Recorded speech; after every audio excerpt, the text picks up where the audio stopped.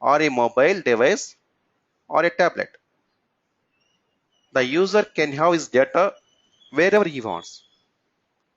Let us say a CEO of a company would require minimalistic information with respect to certain approval processes. Okay, he doesn't need all the complex data. He would like to get appropriate information in his inbox or on the smartphone, and he would like to approve right from his office or on the go. Okay, so all this can be achieved with the help of SAP Fiori. Okay, so SAP has given, so far SAP has given 780 plus standard role based applications. So and they are still growing. Okay, as of now, if you look at if you open there is a portal, there is a link URL is given, so we can see how many apps are developed. So every day they are keep on adding them. Okay, sometimes they may also reduce because few apps they may deprecate sometimes. So as of now, if you open the link, you can see 780 plus standard role based applications. Okay, but 2.5 years ago, SAP has started with 25 role based applications. Please.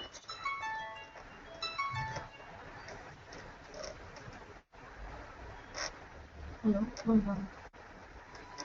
Mungkin saya punya teman lucu nanti.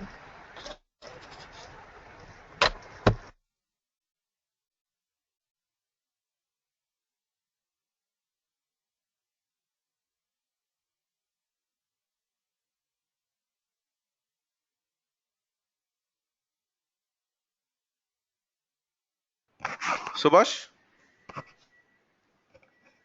Hello, Subhash? Can you hear me? Can you all able to hear me?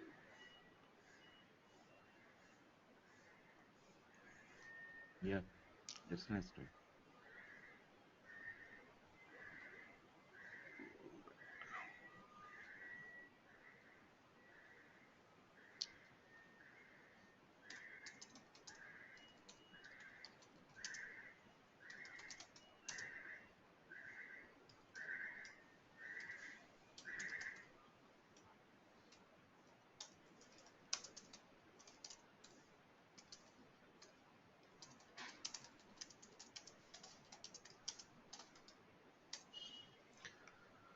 Okay, so 2.5 years ago, SAP has started with 25 role-based applications. Let me show you that. So these are those 25 role-based applications. So they have developed two applications for purchasing, that is track purchase order and order from requisitions. And for manager role, for HR manager role, they have created these apps, that is approve request, approve leave request, approve timesheet, approve travel request, shopping cart, purchase orders, and these are approval apps for manager. Okay, and approve requisitions, approve purchase contracts. These are the manager for manager role. Okay, for employee role, they have created these apps: my leave request, my timesheet, travel request, shopping cart, and track shopping carts. And for sales order, they have created these apps. So these are the 25 role-based applications they have started with SAP Fiori. And today we have around 780 plus role-based applications, and they are still growing.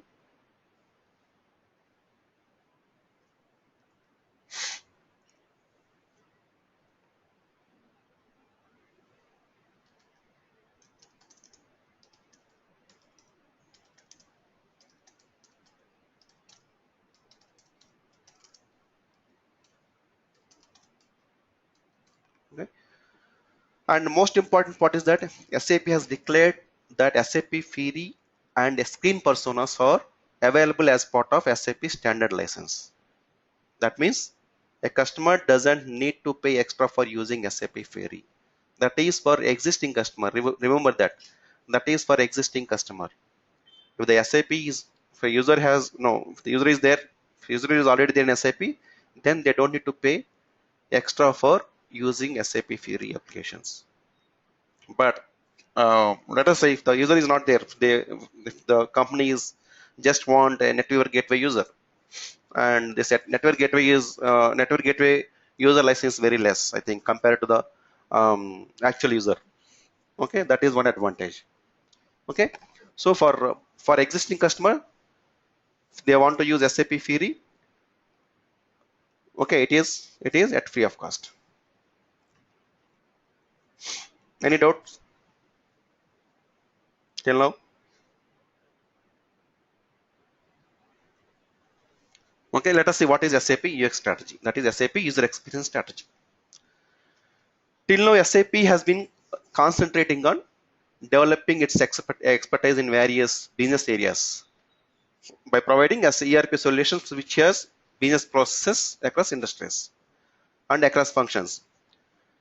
Okay, and it provides the flexibility to the end user to customize it, right? So we have seen, we are all experienced, right? So we have seen that SAP has gained all of its business functionality across business industries and business processes, right?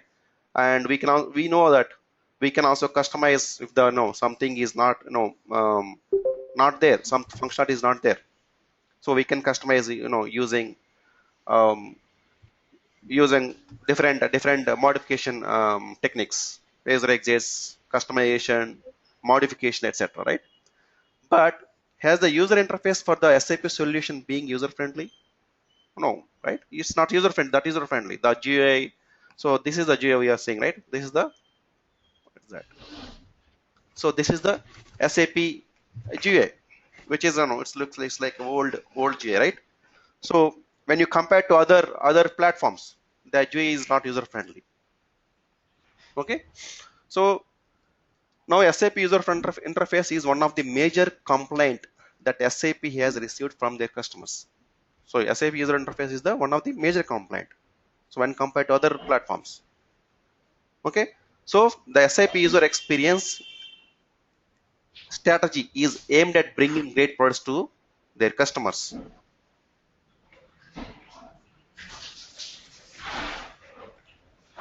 To their customers using the principles of design thinking.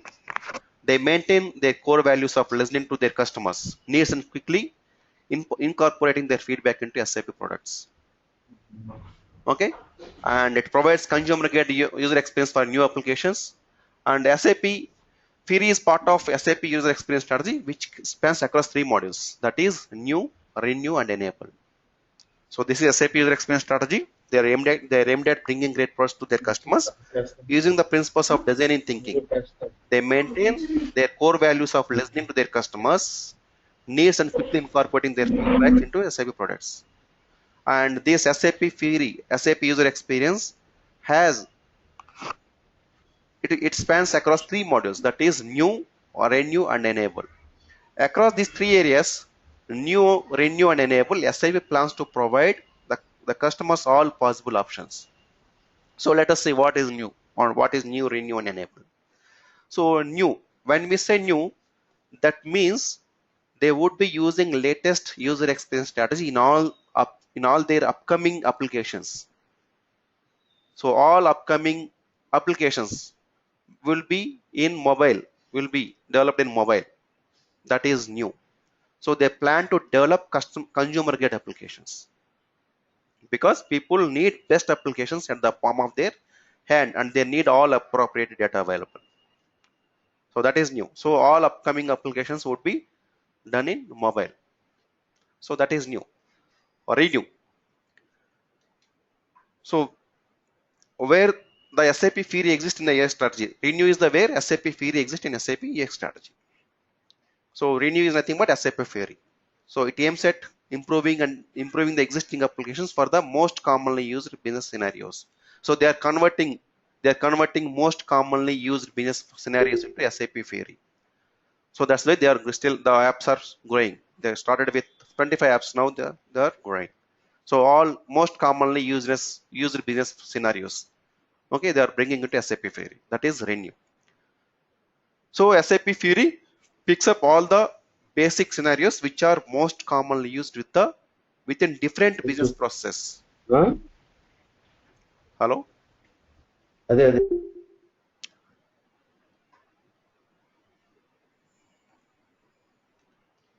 One minute.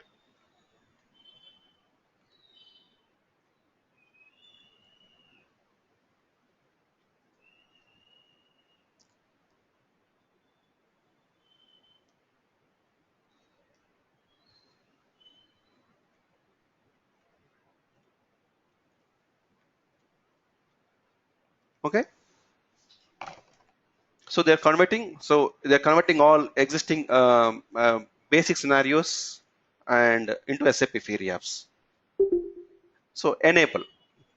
So SAP Skin Personas was introduced along with the SAP Fiori, so that they can take care of enablement of the customers. So that I don't know whether you heard about SAP Skin Personas. So SAP Skin Personas is a kind of new GUI. We can convert any SAP transaction into SAP Skin Personas. They look like a portal kind of UI, and we can easily convert SAP GUI transactions into SAP Skin Personas. Okay, we can, let us say if you take a transaction of MM01, you can bring all user input fields into one screen.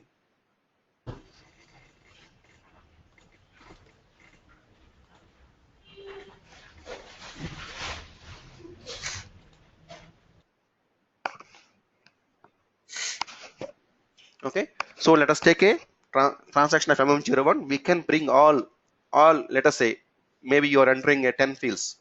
You're entering 10 fields, and in MM01 we can see a lot of fields, right? So let us say user is entering only 10 fields and he is saving the data. So we can bring all those 10 fields into one skin with the help of SAP Skin Personas, and we can change colors, we can customize, we can change the theme, etc. So that is possible with the SAP Skin Personas. So we can convert existing SAP skins into SAP Skin Personas. The look and feel is much better than the existing GUI. So that is enablement. So SAP skins are introduced. So along with this Fiori, to take care of the enablement of the customers. So SAP Skin Personas allows customer to customize the standard SAP ECC transactions. We can customize standard SAP transactions. Okay. So these three are the part of SAP user experience strategy. New or a new enable. New is for converting all upcoming applications into mobile applications. Renew is to convert all existing applications, most commonly used scenarios into SAP Fiori.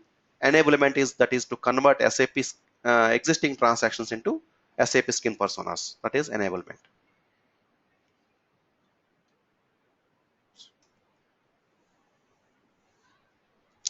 So this is, we discussed about it. And so SAP's ES strategy. So there are two components. These are two parameters you can say, that is feasibility and viability. That is SAP was concentrated on, has been concentrating so far. So what is viability? So viability means that SAP concentrated on the various business process across various industries. Okay, and it had all the knowledge it needed to give wonderful ERP system. So which could empower an existing business process. At the same time, it looked at feasibility.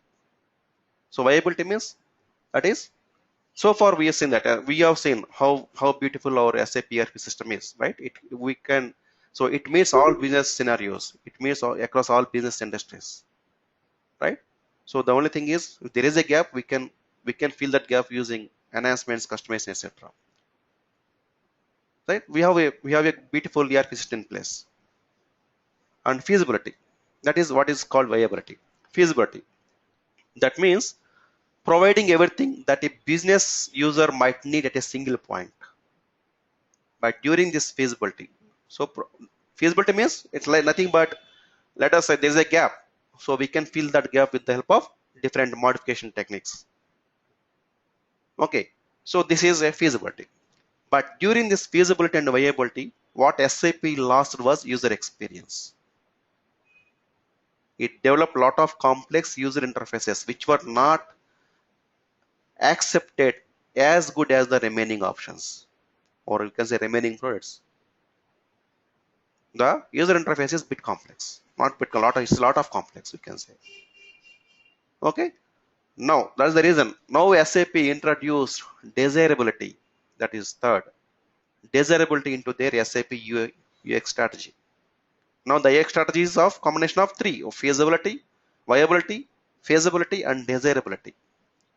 So SAP user experience strategy is combination of feasibility, viability, and desirability.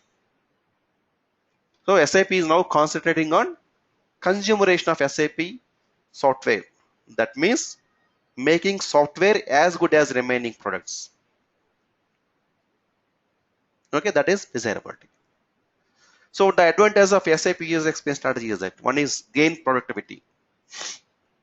How the productivity will be gained with the help of this SAP, the new SAP user experience strategy.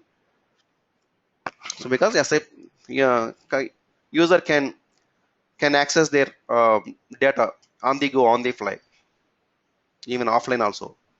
So the business that is one way you can say they can gain the productivity. Increase user adoption. Nowadays, right? If you are using mobile or smartphone app, smartphone mobile or iTab, iPhone, etc. So let us say you're using a Facebook or some any banking application. You don't need to get trained. We don't need to get trained. It's all self-explanatory, right? Similarly, if you bring our application, if you bring our business functionality into mobile, so they don't need to get trained. We don't need to train users, so they can easily understand. So that is users can easily adaptable to the mobile application and decrease user errors. Obviously, if you have screens will be very simple and not that complex, and in that way we can also decrease the errors and save training costs. Since trainings are not required for using mobile applications, training costs can be reduced.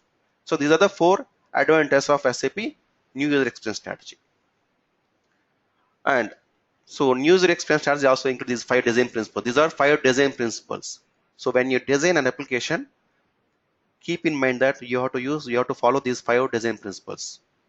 That is, one is role based. So it is designed for you, your needs, and how you work. Right? If you are a manager, you will be getting a manager application. Okay. The apps are divided into simple tasks. For sales representative role, you would have one app. For manager, you would have another app. So like that, a role-based apps. So of course, we are all into SAP. We know what is a role-based application. And responsive. That means the new SAP application should be responsive to all the devices. That is, supports how and where you work at any time. Okay, on the desktop, on the mobile, on the tablet, etc. Right? So it is responsive. The same application can be used on multiple devices. That is responsive design. So when you develop an application, use responsive design. Then simple. So simple, it focuses on what is important. It removes all the unwanted information which SAP screen had, right? So when you take a purchase order transaction, and if you want to use ME22N or ME23N transaction, you have to go through a lot of tabs, lot of screens. But when you bring this application, when you bring this purchase order transaction to mobile, so make sure that we have minimal information. So we have minimal, that is what is important for the user, and so that in that way we can remove all unwanted information. So this way we can increase the adaptability to these apps. We can increase the adaptability to these apps. That is simple. So make it simple. Make application simple. Don't keep all the fields that SAP can handle. Okay. So keep only what is important for the user. That is simple. Coherent. Coherent means the look and feel of all the apps are similar. Make sure that look and feel of all the apps are similar. So if there is a lot of difference between 2 apps, user again might get confused when moving around between apps. So make sure that the look and feel of the apps are similar. So if they habituate to use one app, when they go for another new app, they should not get confused. That is what is a coherent. So somebody is trying to ask any question. Amati, please mute your mic.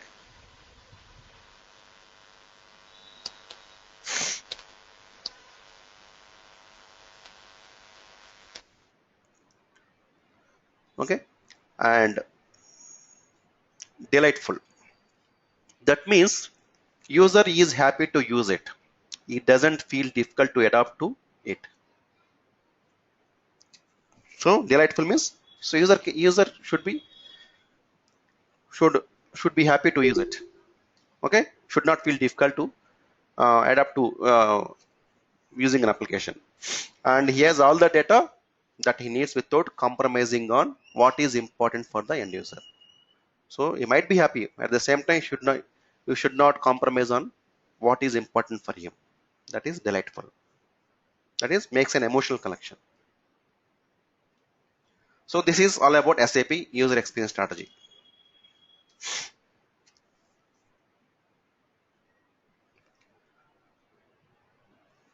So let us see what is SAP Fiori architectures, app types and architecture. So Fiori apps are divided into three types of apps. That is, one is transactional app. So let us see what is the transactional apps. So these apps let you perform transactional tasks such as creating a leave request for an employee. They represent simplified views and interaction with existing business process and solutions. They run based on SAP HANA database, but can also be reported to other database with acceptable performance. That means, so these transactional apps can be developed on any database. It is not mandated that we need to have SAP HANA database, but if it is there, but they run based on SAP HANA database. Of course, I have developed applications on normal database only. I never use SAP HANA database so far. Okay, so we can perform transactional tasks using this kind of apps. Okay, so what SAP has done, they have picked up the most frequently used process in SAP and redesigned them to be more flexible and more simplistic for the end user.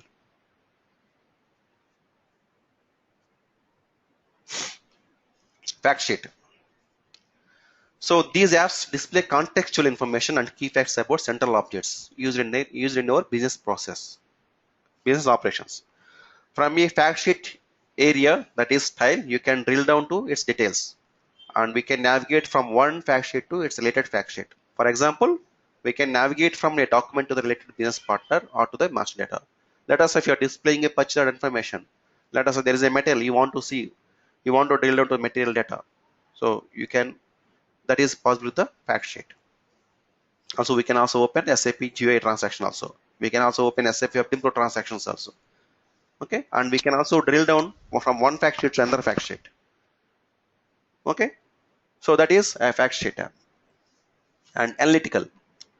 And SAP has realized the importance of analytics and wanted to use or leverage on SAP HANA. Okay, so SAP understand the importance of analytics, and so they wanted to leverage that capability on SAP HANA. So these apps let you get a role-based insight into real-time operations of your business by collecting and displaying key figures directly in your browser. Analytical apps combine the data on the analytical power of SAP HANA with the integration and interface components of SAP Business Suite. So what is analytical apps? It's like graphs and all key figures about your business. So that what we can get with the help of analytical apps. Okay. We will see more detail on transactional apps, but as we don't have fact sheet analytical apps, we are not going to discuss about these fact sheet analytical apps. However, I will give you the configuration steps. If you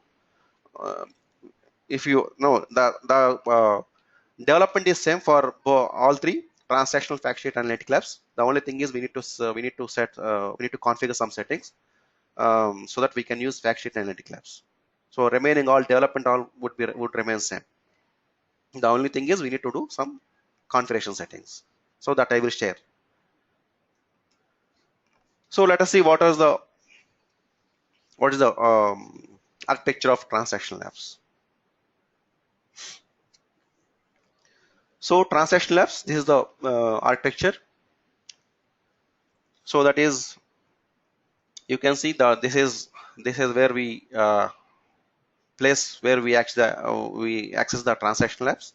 The entry point would be HTTPS or HTML or OData. Okay, this represents read or write option here. Okay, and on the backend system will be a front-end server, that is SAP NetWeaver, and SAP Business Suite. So SAP Business Suite, that is product specific UI components. The SAP Business Suite can be your ECC, CRM, SRM, or whatever, APO, etc. And infrastructure. So what is infrastructure? Infrastructure comprises the central UI component with with the SAP UI control library and the SAP Field Launchpad, as well as SAP Gateway with the OData enablement. That is infrastructure.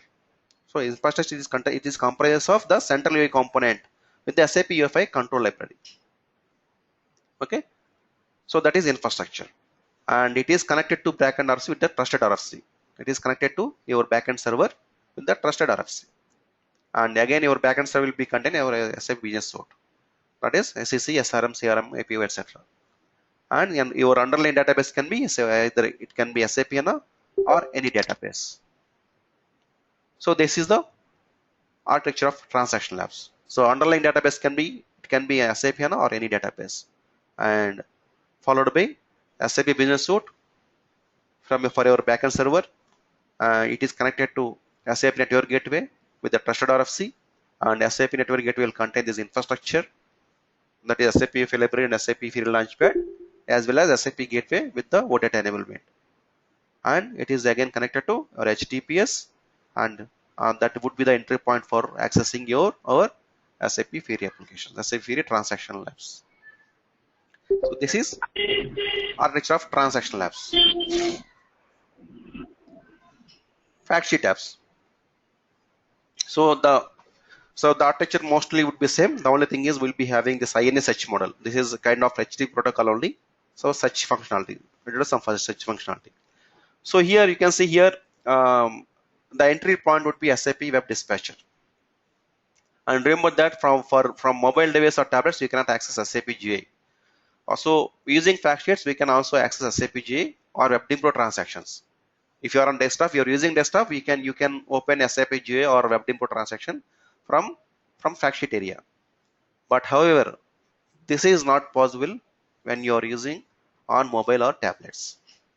Okay, that's why SAP Web Dispatcher is there in the middle of our user interface and HTTP. SAP Web Dispatcher is there. Okay, remaining again same as HTTP, ABAP front-end server, SAP Business Suite with product-specific UI components, infrastructure, trusted RFC, SAP Business Suite, and remember it must be SAP HANA database. It must be SAP HANA. So fact sheets only supports SAP HANA. And also for such models, we will be using kind of HTTP protocol, that is INSH protocol. INSH protocol, it would be directly accessing to SAP Business Suite backend data. Okay, it's connected to SAP Dispatcher. Okay, this is the architecture of fact sheet apps. And this is analytic labs. Again, same here, you see SAP Dispatcher, HTTPS, ABAP front-end server, Business Suite, infrastructure, backend server, Business Suite, and SAP HANA. So again, SAP HANA is mandatory for analytic labs. Okay, and here we have two options to connect to HANA database. One is this option, another is this option. Either HTTP, we can connect to SAP HANA Access, and SAP, which will again connect to SAP Fiori app content, and this is virtual data model, VDM reuse content, virtual data model reuse content, which will connect to SAP HANA database. So there are two ways to connect to HANA database. This is one way, this is another second way. So this is HANA. What is this? This is extended application something. SAP HANA extended something is there, and it is SAP Fiori app content and VDM reuse content. So there are two ways we can connect to SAP HANA. So this is the architecture of analytic labs. Let us see what is the role of SAP UEFI. Any questions so far?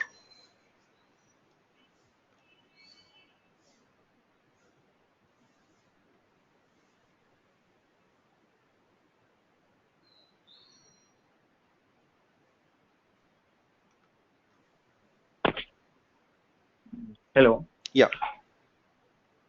Yeah, what is HANA Access means? What is that?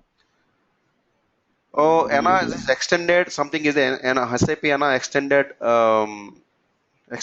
application. Something is there. I don't remember exactly. I will let you know. Okay. So medium reuse component, it's part of Peri. It's part of HANA or It's part of ANA. it's It's Peri. part of ANA. This is ANA is as part of SAP ANA Access. PM reuse quantities is part of SAP ANA Access. So that is specially designed by Peri, or is there any applications which are related to the Peri? No, it might not be for SAP Fiori. They might be using for some other purpose also. Okay. It's a virtual data model. It's a virtual data model. It's a data model. Basically, it's a data model.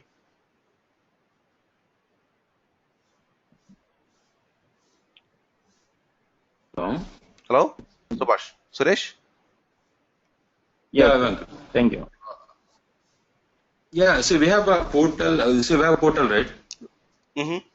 Yeah, yeah. Fieri is like a portal-related application, or It can be both. this is entirely. It can be both. You can also develop portal application using SAP Fiori. That is, if you use different kind of, it's based on the library you're using. If you use SAP.U.Commerce library, then we can develop portal applications. If you are going to use SAP.m, SAP.m is mainly for mobile or desktop, mobile or tablet applications. Okay, when you use SAP.U.Commerce, we can develop portal applications. Of course, we have to customize. We have to customize the SAP libraries also in that case. So by default, if you are going to use SAP provided libraries, we cannot develop. No, the look and feel of your application would not be like a portal application. We have to Yeah. we have to customize Yeah, the controls. We have to customize the controls. Okay, see, I have one question. See, suppose in portal, see, we can access for all applications like normal ECC transactions, web transactions, and say we can call BSP applications also. For all the applications, we can call from portal, right? Right. See, like this, see, can we call all the applications from Fiori? Right, we can call. I mean, we can link, right? And let us say there is a picture information you're displaying. Let us say when you click on material, you want to navigate SAP GA, you want to navigate MM03 transaction. That is possible. Or you can also link to WebDim application, existing WebDim application. That is possible. The WebDim Pro application is compulsory. We need to launch. We need to create Launchpad. Or, No. It's not Launchpad. It's not mandated to create Launchpad. Let us say if you are running your application independently. Okay. So then you just have to give some. There will be URL. The SAP generated URL. Maybe you can give some alias name to that URL, and you can use that URL. URL links. See, normal T codes. See, we can receive normal ECC transactions. We won't get any URL, right? No. When you're talking about portal, right? When you're saying that if you want to open this application, what is your question? Whether we need to open using SAP Fiori or not? Yes. That was your I want question. to know the comparison. I want to know the comparison. So suppose if from portal, see, if you want to connect normal ECC transactions, we'll create some transaction IDs. See, if you want to see that WebDim web application, in that case, we will create one WebDim IB. Right. Like this, directly Similarly, we can connect, right? Right. Here also you need to handle in different ways. I think you can either handle it from the front end or you can handle it from your back end. Let us say when you click on some push button, let us say you want to open some WebDim application. That can be called that can be linked to that event. Your WebDim application can be linked to that event.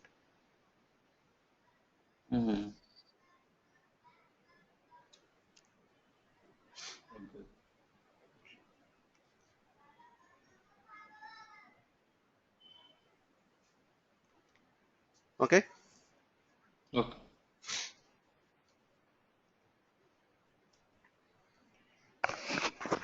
See, in my knowledge, see, hello. Yeah, go ahead. See, normally is if you want to connect normal ECC transactions, compulsory we need to create one service, right? OData service. Then only we can connect to Fiori, right? That is what I am saying. There can be different options. One is either you can You can handle it from OData, or there might be inbuilt functionality given by SAP. You don't need to do anything. You don't need to do anything. There can be inbuilt functionality given by SAP, where it will automatically take care of that connection. Is based on, if it's based on the application you're designing. It's based on, if you are completely designing your own application, then you need to handle it from the OData. Sorry.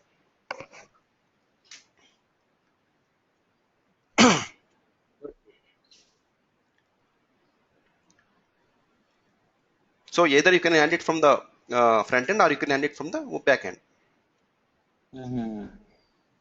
And I have used a Pachart application. Let us say I was developing Pachart Pro app, okay, which will actually bring into workflow.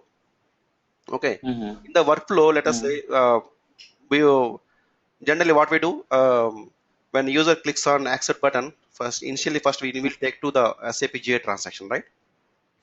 Yes. SAP GA transaction. So I don't need to handle that code in Fiori. I can bring all workflow items into Fiori, and the link will automatically come into SAP Fiori. So when user clicks, it will by default it will take us to the SAP GA transaction.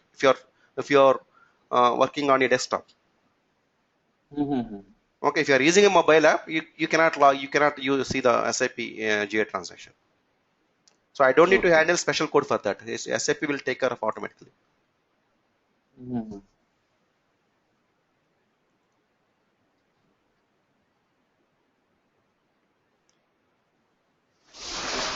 Okay.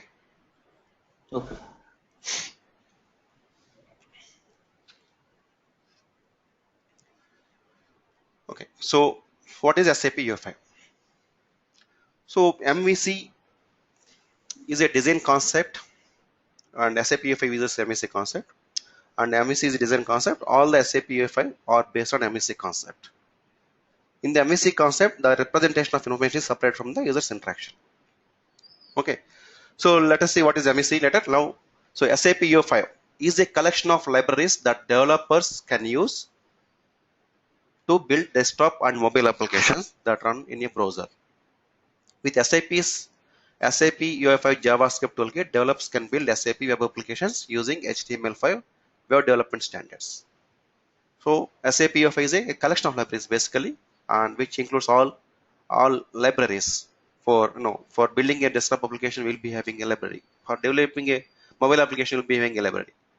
At the same internally, each and again the main library would contain sub libraries. For let us say if you want to create a input element, we need to use one class. You have to create a push button, we need to use another class. Within library, we'll be having classes. Okay. Similarly, if it's desktop application, if you want to build a desktop application, we'll be having a library called sap.ui.commons. So in that library, we'll be having classes for creating different UI elements on the screen. Okay. For mobile applications, we'll be having library called sap.m. Okay, and sap.m, in sap.m library, we will be having different classes to create different UI elements. So that is SAP UFI JavaScript toolkit. So with using this JavaScript toolkit, we can easily develop SAP. We can easily develop SAP Fiori applications. And remember that when you call SAP Fiori applications, remember that SAP Fiori is the name given to SAP standard applications, and we are going to develop SAP Fiori like application. And when you say SAP Fiori applications, make sure that you follow the 5 design principles that we discussed. That is role-based, responsive, simple, coherent, and delightful. Make sure that if you are developing an application for mobile, make sure that your development follow all those 5 design principles. And if you are developing a desktop application, that is okay. Developing desktop application, it need not to be responsive because it's purely for desktop. And when you're developing a mobile applications, so that should be a responsive. You should be able to access from a desktop, should be able to access from a tablet, as well as from mobile. So there are different libraries for responsive. We don't need to worry about all those things. So SAP has given some libraries which we can use for developing mobile as well as desktop applications.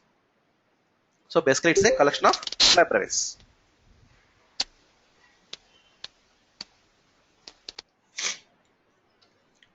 So MVC. So SAP UI follows the model view control concept. So MVC is a design concept, and all the SAP UI are based on MVC concept. In the MVC concept, the representation of information is separated from the user's interaction. Right? That is the advantage. You might have observed, if you have developed some WebDriver applications, you might have heard about this concept. So the advantage of MVC concept is that the representation of information is separate from the user's interaction. That is, view is user interaction. View is the place where actually user interacts with the view. Okay. Model is the application data and data binding. So we should so these two are binded with the help of data binding. These two are binded with the help of data binding. And control, whenever user takes some action, okay, user action takes place, so the control will handle that user interaction with the help of events. So the view is responsible for defining and rendering the UI. So it is actually the user actually can see. View is one component which user actually can see. That is responsible for defining and rendering the UI. So view is the screen which user can actually see. So that is the view. Model manages the application data. So there are different kinds of models. We'll discuss about it. So it actually manages the application data. So the model holds the structure or all the models of the core application. It holds the structure or all the models of the core application, while controller reacts to the view events. Let us say if you click on push button, if you do some back button or forward button or click on something, so all those are events. So that reacts to the controller reacts to the view events and user interaction by modifying the view and model. So if you change content, let us say if you change some content on the screen, so if you want to reflect those changes to the model, so that can be done with the help of controller. If you change something in the model, so if you want that to be reflected on the view, that can be done with the help of controller. Okay, so that is a controller. And view and model are binded together via data binding. So view and model are binded together via data binding. And whatever user action takes place, that is caught with the help of controller. So if user takes some action, that will be caught by the help of this controller. And the separation, why this separation? Why do we need to go for MVC? Because it separates the business logic from the application, right? It separates the representative information from the user's interaction. So why this MVC comes? Because the separation has a lot of advantages. So the reason we use MVC concept is because it provides better readability, better maintainability, and extensibility, and allows us to change the view without changing underlying business logic. Let us say if you combine view and a model all together, what happens? Let us say there is a change in the, let's say if you want to add a field or if you want to save some logic, so that would be a bit difficult to identify the place and all. So if you keep separate, if you separate it, view and model, then it is easy to identify the location where we need to change the logic, etc. So the thing is that one is better readability. You can easily read and so that you can maintain it better. So better readability, so the better maintainability, and extensibility, and allows us to change the view without changing underlying business logic. And view and controller often form one-to-one relation. Generally, view and control form the one-to-one relation. But it is also possible a controller without UI. We can also create a control without view. UI means it's a view. We can also create a control without UI. So those kind of controls are called application controllers. A controller without view is called application controller. And it is also possible to create a view without controller. We can also create a view without controller. Okay, we will see that in future. Okay, so that is model. Here you can see model, These are the four kinds of models here. SAP UFI provides the following predefined models. Okay, that is JSON model. The JSON model can be used to bind controls to JavaScript object data. That is, JSON means JavaScript object notation. JSON model, so JavaScript object notation, can be used to bind controls to JavaScript object data, which is usually serialized in the JSON format. The JSON model is a client-side model and therefore intended for small data sets, which are completely available on the client. So what is a client actually? The client means the front end. And when you say server side, so when we talk about this one, we call it as client side model and server side model. Server side model nothing but your backend model. Client side model nothing but your front end model. So these JSON model and XML model are client side models. Also resource model. These three, JSON model, XML model, resource models are client side models. Whereas OData model is a server side model. That is, data will come from the backend. Whereas JSON and XML model are, we can create data within the front end. So the JSON model is a client-side model and therefore intended for small data sets, so which are completely available on the client. The JSON model supports two-way binding. I will tell you what is two-way and one-way binding. It supports two-way binding. So when you set up two-way binding, one way is also supported. So one way means data is binded from model to view, but not from view to model. That is one-way binding. Two-way means data can be binded vice versa, model to view and view to model. That is two-way binding. When you bind data from model to view and if you change something on the view, that is automatically reflect, the change will automatically reflect it to the model. That is a two-way binding. Okay, we will discuss more in detail and we will see with the practical. The XML model. XML model is again a client-side model intended for small data sets. Same as JSON, the only thing is a different model, XML. Okay, which are completely available on the client. So the XML model doesn't contain mechanism for server-based paging or loading of deltas. So XML model is similar to JSON model. The only thing is that the only thing is as JSON uses kind of objects, where XML uses kind of tags. Okay, we maintain data with the help of tags here. And resource model. The resource model is designed to handle data in resource bundles, mainly to provide text in different languages. So this is the model which we can use for displaying labels or messages, we can say messages, so that we can convert those into different languages. So this resource model is it is specially used for labels and long text or messages, we can say. So that if it is also called as internationalization. Okay, when we develop an application, we should make it as internationalization, so that if I log in with English, it should show only English labels. If I log in with Germany, it should show only German text. So that is possible with the help of resource model. And finally, the OData model. So OData model is a server-side model. So OData model enables binding of controls of data from OData services. So model is based on OData services. So OData model is a server-side model. The data set is only available on the server. So where the data set is available on the server, not on the front end. And the client only knows the currently visible rows and fields. So the client means front end. Front end only know the current visible rows and fields. You can set how many rows should be visible, how many fields.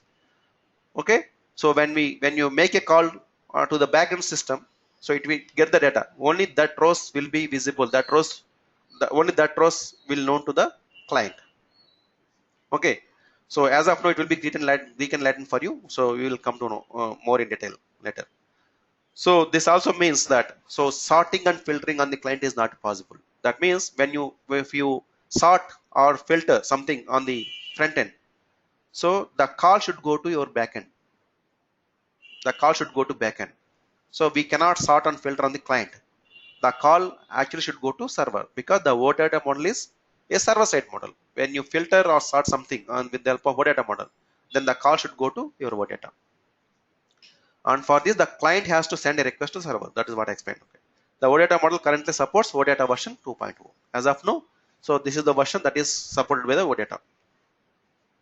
So these are the 4 models, and we use all these 4 models at a time. We use all these 4 models. Okay, we can use all these 4 models. And OData for fetching data from backend, resource model for labeling, JSON model, XML for model for internally for client side. You can store data locally, temporarily, and you can bind it to the view, and you can get the data. Then again, you can send this data to the OData model, so that you can send request to the SAP. The request can be for creation, deletion, updation, etc. Okay, so all these 4 models are used. Views. So it's a model view, right? We are discussing model view controller. So model, these are the 4 models that is supported, and view.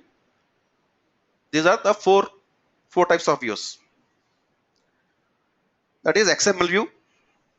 The user interface is defined in XML file or string. So user interface is defined in XML file or string. JSON view. Again, it's a file or a string in JSON format. We will know what is a. We will come to know how this format would be. JS view. So it is not necessary that you need to learn all these 4 kinds of what we say 4 kinds of scripts. Okay, it is not necessary. You can go with you can go along as per your convenience. Either you can develop your application in XML view, or you can develop your applications in JS view, or you can develop your application in HTML view. However, the controller logic will be always in JavaScript only. The view coding, either you can choose one out of these 4. However, XML view, all SAP standard applications are developed using XML view, and generally users, developers follow whenever they need to develop a custom application. Okay, most of the guys will prefer JS view, JavaScript view. Okay, all SAP Fiori applications are developed using XML view, and there is no restriction on using particular view. SAP did not document any such kind. Okay, people say that few people say some advantages of few people say that using XML view is the rendering on the mobile will be faster. That is false. SAP did not document anywhere. Okay, the only advantage of XML view is that we can stick to MVC pattern. The only advantage of XML view using XML view is that we can stick to MVC pattern. Why? Because I will tell you. I am telling you that in the controller we need to use JavaScript only. Controller supports only JavaScript. There is no other language, no other scripting language. Okay, controller we need to do in JavaScript only. And when you say JavaScript view, that means I can also write the same logic in JavaScript view. I don't need to go for controller. Let us say there is event in the JS view. There is event, I need to handle JS view event. The event can be handled within the view itself. That means there is no controller here. There is no controller. But if I go for XML view, I cannot write JavaScript within XML view. I definitely need to handle that in the controller. So using XML view, the advantage is that the using XML view is that we can stick to MVC pattern. Whereas when you go with JS view, it is not necessary that you need to write the logic in controller. You can write logic in JS view. So we may avoid the MVC pattern. That is the only advantage of using XML view. Okay. However, you can develop your application using any of these views. SAP is not restricting to a particular view. If you follow, even if you are using JS view, you can still follow MVC pattern. Don't write any code related to events or what we say functions. So you just handle everything on the controller. You can stick to MVC pattern. Okay. So these are the 4 views: XML view, JSON view, JS view, HTML view. You can use any of these view depending upon your skills. Okay, and obviously, if you are extending a SAP standard application, definitely we have to use XML view. And remember that these are not going to be very complex. So you learning XML, JSON, JS, HTML is very easy. Okay, we can learn them very easily. So don't worry about this kind of issues. Don't worry that okay, we need to learn all these 4 views. So very easy. Okay, if you know JS and JSON, JSON is nothing but Java object notation. JSON, JavaScript object notation. As a JavaScript, both are similar. And XML, HTML, both will follow tag based tag based UI. Okay, so both will be similar tag based UI. Okay, and learning XML and HTML is going to be very easy, and JavaScript also is going to be very easy. Of course, we will be concentrating on JavaScript and XML. Okay, controller. So SAP provides predefined lifecycle hooks for implementation. You can add event handlers or other functions to the controller, and the controller can fire events. Okay, for which other controllers or entities can register. So these are the 4 events that SAP has given by default: on init, on exit, on after rendering, on before rendering. However, we can handle our own events. Let us say on press, on delete, on update, on create. So we can also handle our own functions. Okay, and we can write our own functions within the controller. Let us say there is a push button. Let us say create push button. So we need to trigger that. When I click on push button, I need to trigger an event. That event can be registered over here, and we can write within that event. So these are the 4 events given by default. So on it will be triggered for the first time. On exit, when you're closing application, then on exit will be triggered. On after rendering, once the page is rendered, the browser is rendered. So this will be triggered for first time. On before rendering the page, before opening the page, you can say. So this event will be triggered. On after rendering, on before rendering. So these are the 4 events. Just like events in SAP, on initialization. Okay, those kind of events we can say. Okay. And SAP, if I suppose these 4 browsers: Internet Explorer version 8 from version 8, Firefox version 3.6 and latest version, Chrome latest version, Safari latest version. Okay, any questions so far?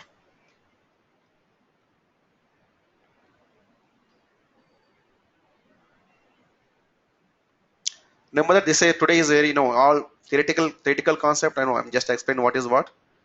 Okay, what is SAP? What is SAP Fiori? What is SAP User Experience Strategy? MEC pattern, and I will explain network gateway OData. So today is all going to be theoretical. Any questions so far?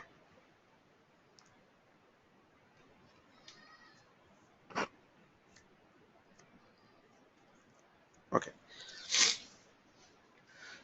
So we discussed about SAP Fiori, User Experience, and kinds of apps: transactional, fact sheets, and analytical apps, and discussed about MEC concept, SAP FI and MEC concept. Now OData service, SAP Network Gateway. So what is Network Gateway? So basically, the Network Gateway.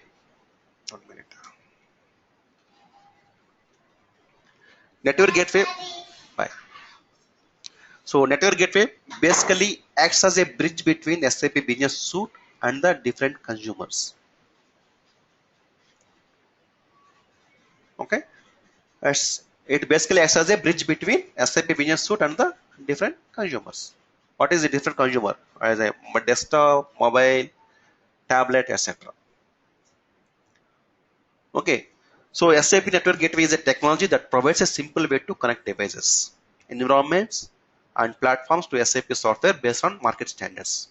The framework enables development of innovative people-centric solutions, bringing the power of SAP Business Software into new experiences such as social and collaboration environments, mobiles and tablets, devices, and rich internet applications. So the advantage of Network Gateway is that the best part of it is that it generates OData service which can be used by any environment, any platform. So Network Gateway generates OData services which can be used by any environment and any platform, and can be optimized for user interaction scenario, as well as they are suitable for any business scenario, any business suite version, ECC, CRM, SRM, AP, any business suite version. Okay. So we don't require any SAP knowledge for consuming OData service. Let us say if you are not into SAP, okay, don't worry, you can still build SAP Fiori applications, SAP Fiori like applications. We can still build SAP Fiori like applications. We don't require any SAP knowledge for consuming OData service. That is one advantage. Let us say if I have to let us say if the SAP network gateway is not there, what we have to use? We have to use BAPIs, right? BAPIs, RFCs. For that, I need to gain some SAP knowledge, how to use BAPIs and all.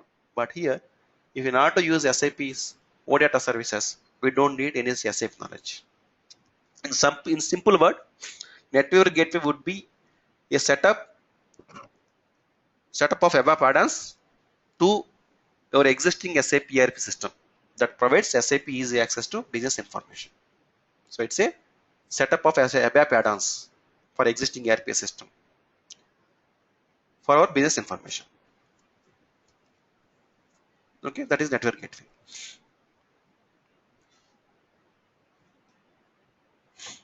Here you can see here a save network gateway here. It's a business suite. It can be a CRM, SRM, SCM, PLM, etc. And we can connect to different web devices, enterprise software, or collaboration of social media, you can say. This is architecture.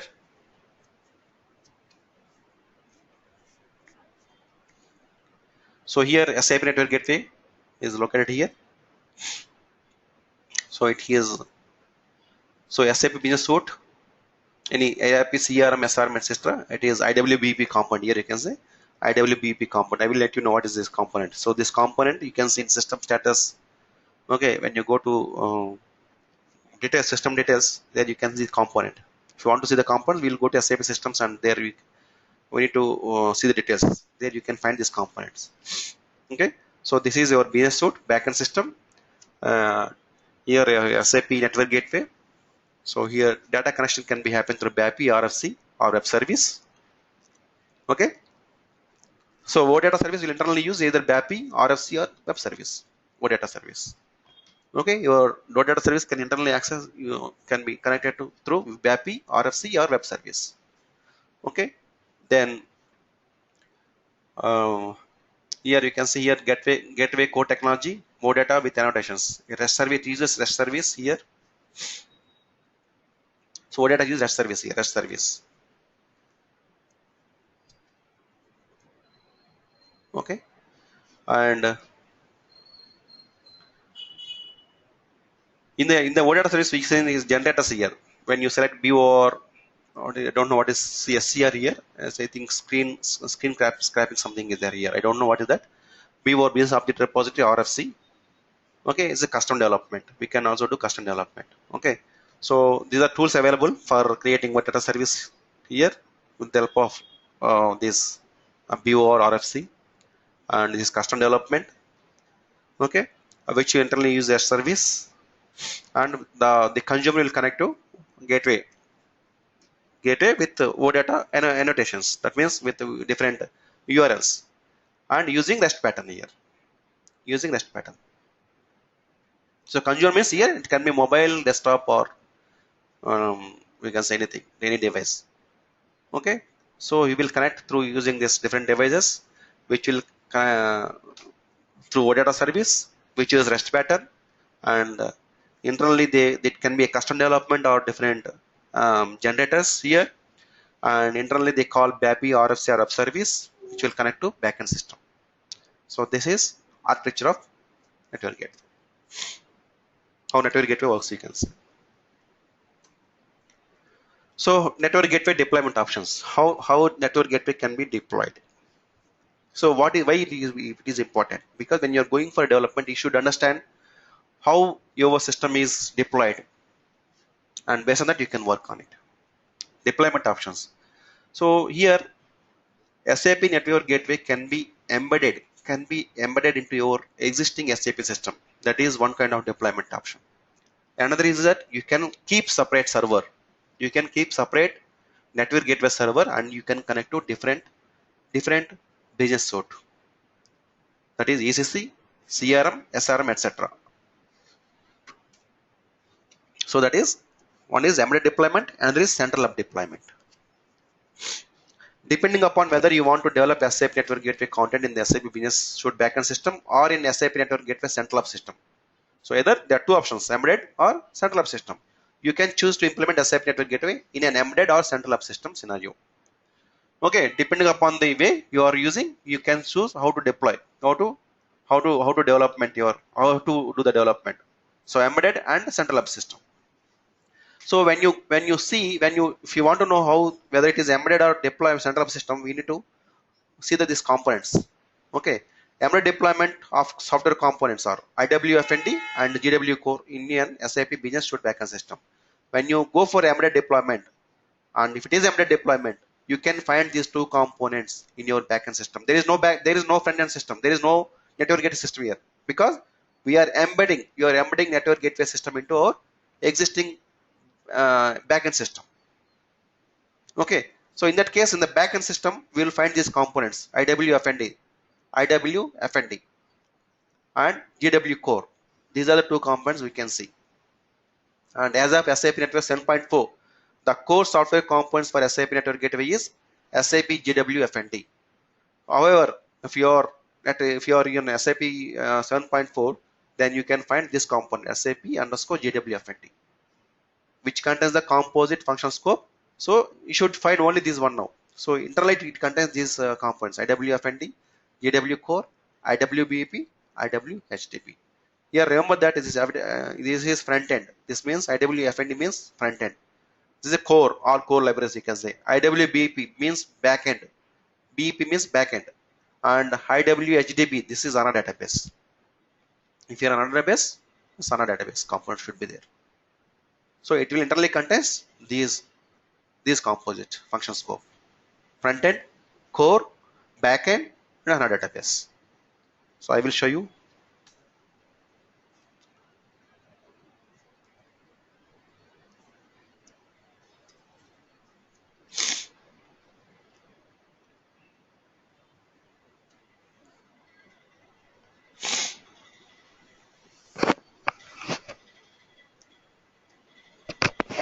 System seems to be slow.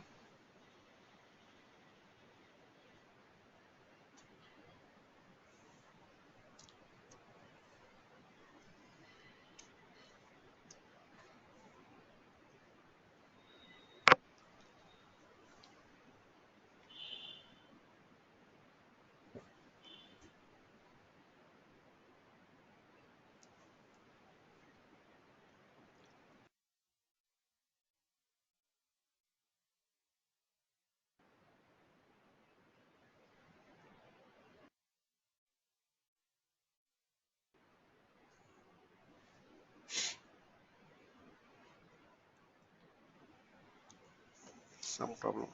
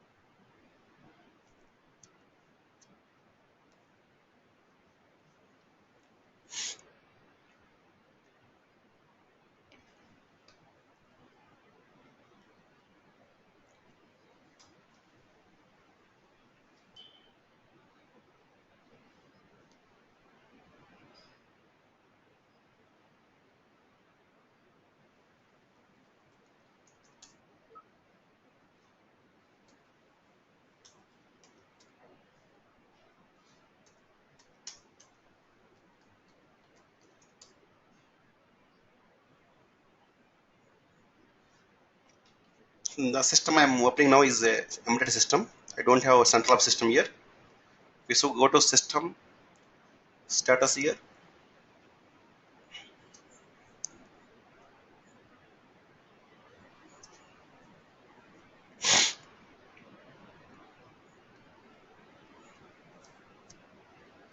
So we go to this one, component version here.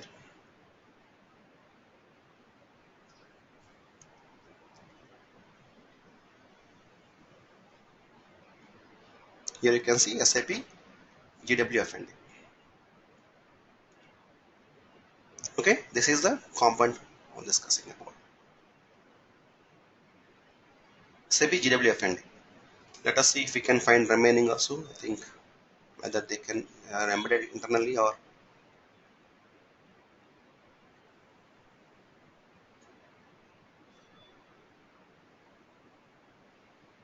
yeah, they are not there. So this is 7.4 version. That is why we can find only this one, SAP GWFND.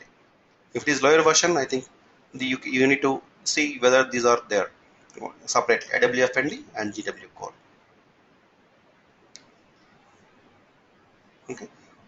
So this is for backend system, and if it is network gateway 7.4, we can find only this one, SAP GWFND.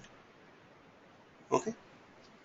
So this is embedded system. Now the system I opened is embedded system now. So a network gateway is added to the EC system, that is embedded system. Another way is central hub system, that is network gateway separate from your backend system, so that we can connect to multiple backend systems. So the advantage of central hub system is that we can connect to multiple backend system. Maybe in your landscape you might be having ECC, SRM, CRM, etc. But one network gateway system will be connected to multiple devices, multiple backend systems. So this is IWFND and GW core in an SAP network gateway system. And as of SAP Network 7.4, the core software component of SAP Network Gateway is SAP GWFND. There is no difference as of now. Here you can find there is no difference at all. I will show you in different, in next slide. So this is scenario. This is one scenario. So in the deployment options, there are two options: embedded and deployment. Embedded deployment and central hub deployment. In the central hub deployment, there are different scenarios. So let us see scenarios. This is central hub deployment scenario A. This is scenario 1, we can say. So in the scenario 1, if it is less than 7.4, then these are the software components and these must be installed. IWFND must be installed in your hub system. GW core must be installed in this system, this one. See, remember, when I say install, this is a basic job actually. Just you need to make sure whether these components are there or not. So we don't need to worry about installation. Okay. So basis will take care of those things, but we should have that knowledge whether to make sure that whether required components are installed or not. When something is not working, then you should go and check whether these components are installed or not. Okay. So this IWFND is for front end. Core means like all core libraries will be installed here. So IWFND front end, since it is a network gateway, it is network gateway installed on SAP network gateway system. So IWFND represents front end. That's why it should be on your network gateway. GW core should be on your network gateway system. IWBP represents back end. That's why it should be installed in backend system. Okay. And if it is network gateway 7.4 and higher, then there is only one component, that is GWFND should be installed on both backend as well as or front end. This is scenario 1, available as standard as part of SAP Network Gateway. So we don't need to install anything. So when you go with SAP 7.4, it is there by default. We don't need to make separate installation for this one. But on the backend system, we need to install it, SAP GWFND. So this is the component that need to be added to your backend system. Okay, that is scenario A. So there are some advantages. You can read it. Okay, and we don't need to know all these advantages. Basis will take care of all those. Scenario B. Scenario B is central hub system development in network gateway system. Here, development in backend system. So in this scenario, we should develop in backend system. We should development in backend system. Remember that. We should develop in backend system. So what data should be developed in backend system? When you go with scenario B, we should develop in network gateway system. In the central hub system, there are two scenarios. One is your central of system. However, you can develop your applications in your backend system with this scenario. Remember, with this scenario, we have to develop in our backend system. With this scenario, we have to develop in gateway system. So in this case, see here IWBP. Here you can see IWFND, GW Core, IWP. All these three are installed on your network gateway system. Okay, network gateway system. And here in the backend system, you can combine this deployment scenario with an installation of IWP in the backend system. So IWP can also be deployed, can be added to the backend system also. And IWFND again at GWFND 7.4 here should be installed here and available as part of SAP Network Gateway 7.4 here. So this is these both are SAP GWFND must be installed on both. In the both the scenarios, SAP GW must be installed in both server. So here when you see IWBP on the network gateway, that means you should develop your applications in network gateway system, not on the backend system. That is, OData service should be created in our backend, in our front-end system, not on backend system. So this is scenario B. Okay, scenario A, development in backend system. Scenario B, development in network gateway system, because it is separated. Network gateway system is separated from your backend system. Okay. Scenario C, it is development in backend system. We can customize. This is embedded deployment. Sorry, it is scenario C is for embedded deployment, not third scenario. So this is embedded deployment. So embedded deployment, obviously, we have to. There is only one system, right? So we have to develop in backend system only. There is only one system. Network gateway system is embedded to your SAP backend system. There is only one system. So all you can see in backend system only. IWFND, GW Core, IWBP, LFND. So all of these in one system. Of course, the system is not at all there. Network gateway is not at all there. So those are the embedded deployment. Clear? Any confusion here?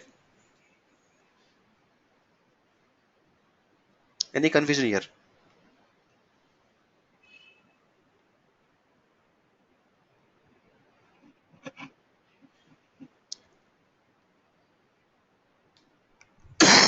Sorry.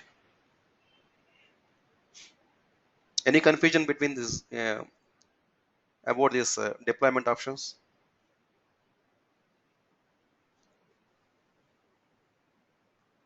Okay. Introduction to REST. So what is a REST? So REST is a representational state transfer. Okay, it is a style of 1 minute. It is a style of software architecture for distributed systems such as World Wide Web. REST has increasingly displaced other design models such as SOAP and WSDL due to its simpler style. So it's actually a REST is a design pattern. Okay, so it is style of software architecture for distributed systems such as World Wide Web. So we might have heard about SOAP architecture, WSDL, right? So it has replaced all those. I mean, not replaced, but mostly it is displaced these two design patterns because of its simpler style. So I will let you know how it can be simple. So REST uses standard get, put, post and delete methods and other existing features of HTTP protocol. Okay, so key goals of REST includes scalability of component interactions, generality of interfaces, independent deployment of components, intermediary components to reduce latency, enforce security, and encapsulate legacy systems. So let me show you the REST here.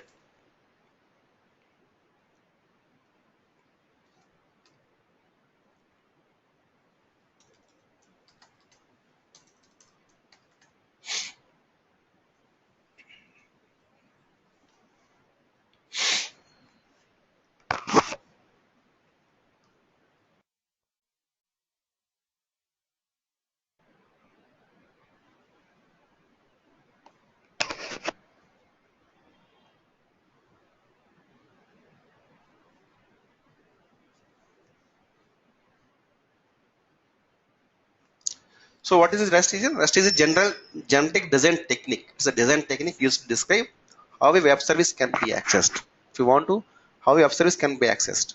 So it's a generic design technique. So how a web service can be accessed. So what to be paused, how to make a call. So those kind of technique will be given by this REST. So let us see how this works. So this is advanced REST client you can install from the Google add. This is a Google add-on. Okay, Chrome add-on. You can just find on Chrome. So saying that REST client. So you will find this advanced REST client application and you can add it to your extension. Okay, this will be installed.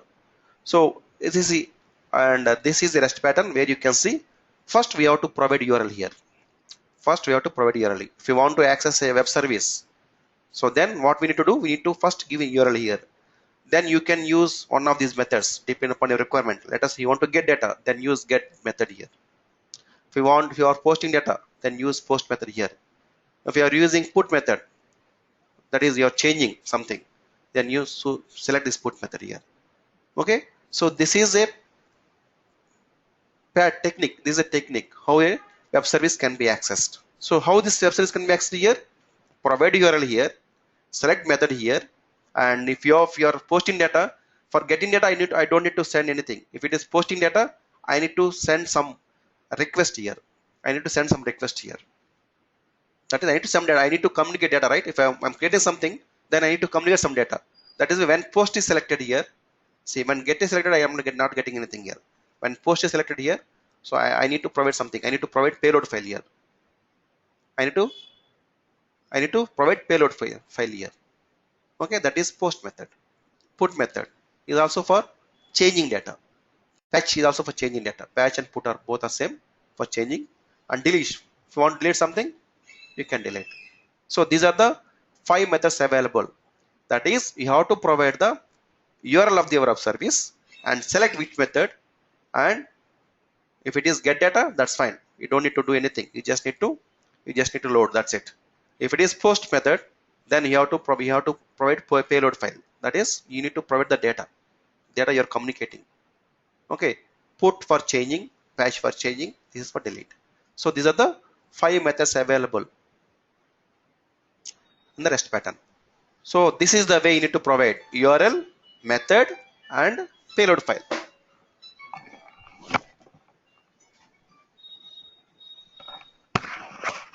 Okay, so this is what a REST pattern. It's a simpler, right? A very simple style. And I am not sure about, I used it for SOAP a long time back. I don't remember exactly, but it is kind of some complex. So it is not that easy to use SOAP architecture. REST is very simple. Provide URL, select method, and if a payload file is to be given, just provide the payload file. So this is that simple. Okay.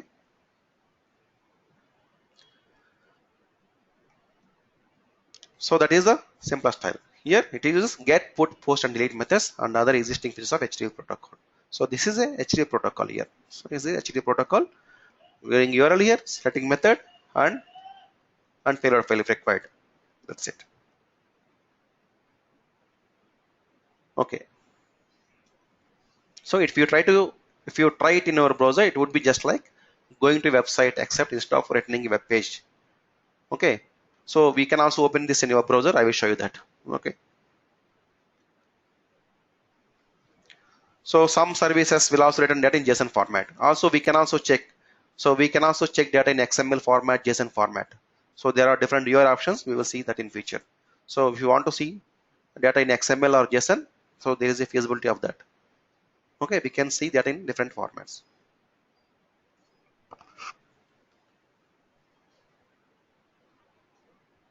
Yeah, REST is a generic design pattern, design technique to access data, to access web service. You can say to access web service. So REST is a design pattern.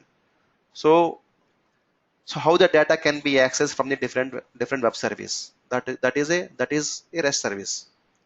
Here we are using REST service to get the data from our web service. What is the web service here? The data service or web service here. So what we need to give? We need to give URL here. We need to set the method. If I want to get data from a particular URL, I need to say get method here. That's it. and if you run it, it will go to the call will go to your backend system, and it will get and it will display here. If you are posting data here, then you need to provide the URL here. You need to select the post method here, and you need to provide the data that you're going to communicate, and just run it. That's it. Okay. So REST is a design pattern. What it says is that how to communicate your data. What way you need to communicate data. What way you need to communicate data? You need to communicate this way. That is, you need to provide a URL. You need to select one of these method, and you need to provide a payload file if required. When it is required, if you are selecting post, put, patch, delete. If you select these 4 methods, then you need to provide payload file. If it is get method, that is you are getting data, that's it. Then you don't need to provide payload file. That is what REST says. And OData uses REST design pattern because our OData also uses same pattern. That is, you need to provide URL, you need to select method, and need to provide payload file. And because OData uses REST design pattern, REST design pattern says that you need to follow this method. That is, you need to provide URL, you need to select one of this method, and you need to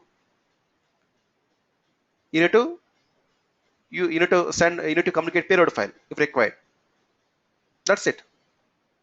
It is a technique. It's a technique, design technique to communicate our data.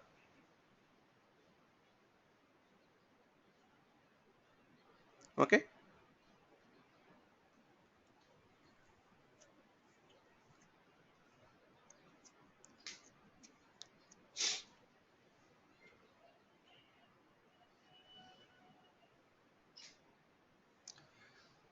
So what is generality of interfaces? It is general interface. Generality of interfaces, that is you should it is clearly known that okay, you need to provide URL here, you need to select one of the methods. It's general, right?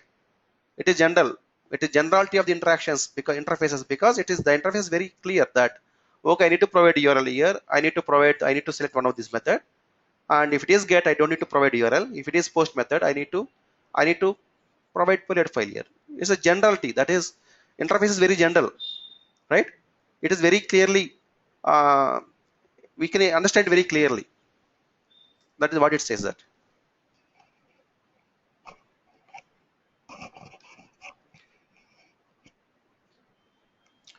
So here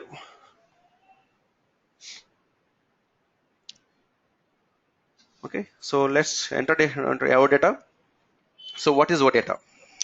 So OData is a open data protocol. So OData represents open data protocol, is abbreviated form. Okay, open data protocol is an open web protocol for querying and updating data. That is, if you want to get data, we'll be querying, and if I update data, we can update data or we can get the data. Okay, the protocol allows for a consumer to query data source over the HTTP protocol and get the result back in formats like Atom, JSON, or plain XML, including pagination, ordering, and filtering of the data. So with the help of data, we can get data from the backend, or we can update data in the backend. Okay, and we can also get data using different formats like JSON, XML, etc. We will see in practical tomorrow. Okay, and each OData implementation is a RESTful web service. As I told you, it's a REST. It uses REST design pattern. REST is a design pattern, and OData uses REST design pattern. And OData is a specific technology that exposes data through REST. So it's a technology which exposes data through REST. I mean, it uses REST design pattern. That means that when I use OData service, I would be following a similar kind of pattern. That is, I need to provide URL, I need to select one of these methods, I need to provide payload file if required. That is, it follows the REST design pattern. So what is the REST design pattern? This is the REST design pattern: URL, methods, and payload file. And when you making OData service call, we have to do the same thing. That is, you need to provide URL, method, select one of these method, and payload file if required. Okay, that is OData.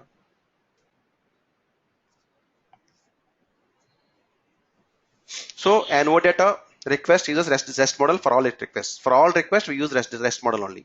Okay, each REST command is a post, get, put, patch, or delete HTTP request. We know that. So mapping to CRUD operations. I will tell you what is a CRUD operations. In the backend system, we'll be having these 4 methods. So all these 5 methods will be mapped to CRUD in the backend system. That is create, read, update, and delete. So these 4 methods, these 5 methods will be mapped to your mapped to these 4 methods in the backend system. Okay, I will tell you tomorrow where the specific of the command are in the URL. The commands will be in the URL. I will come to know. Don't worry about this sentence and all. So get. So it is for getting data, getting a collection of entries. Get method is for getting the collection of entries. Post method, say create a new entity for an entity document. It is for creating a document. Put and fetch for updating. Put and patch for updating. Delete for deleting an entity. So we can delete. This is for deleting a record. This is for getting the records, getting single or multiple records. Post and put are for updating the records. Sorry, post for creating record. Put and patch are for updating records. So these are the 5 methods which can be mapped to 4 backend methods, that is CRUD methods: create, read, update, and delete methods. So we will see that tomorrow. So that's all. Any questions?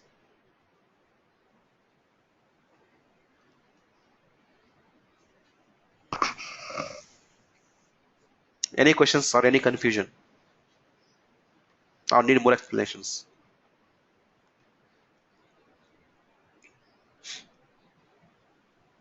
So what is REST? What is REST? You will understand it in practical. Okay. So don't worry about it. So REST is a design pattern. So what is the design pattern? Here, this is the design pattern. URL, methods, and payload file. So this is design pattern. When you make a web OData call, you will be providing in the same pattern. We will be calling a service in the same pattern. That is, we'll be providing the URL. We will be saying that okay, this is the method we need to use, and based on the method we need to say what is the payload file. If it is get method, I don't need to provide payload file. If it is post method, it is mandatory that we need to provide a payload file. So it's a pattern, right? This is the pattern we need to use. So when you make a OData protocol, we use a similar kind of protocol. That is, we use similar kind of design. We need to call in the similar fashion. That's why OData uses a similar design pattern. That is why say it's a design pattern, and OData implementation is a RESTful web service here.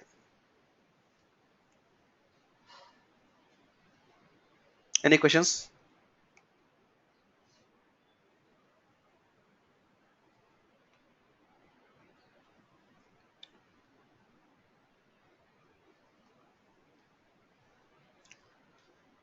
Okay, then if you don't have any questions, we can wind up the session and we can continue tomorrow.